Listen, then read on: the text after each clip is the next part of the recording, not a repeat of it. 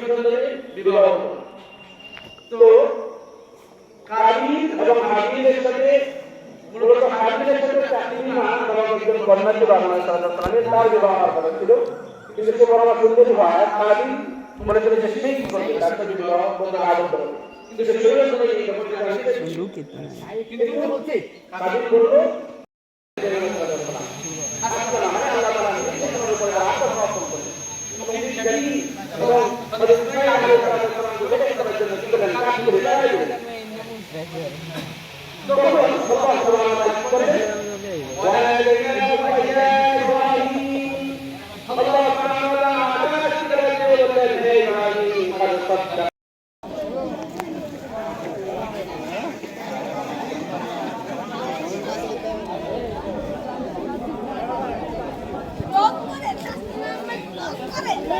Look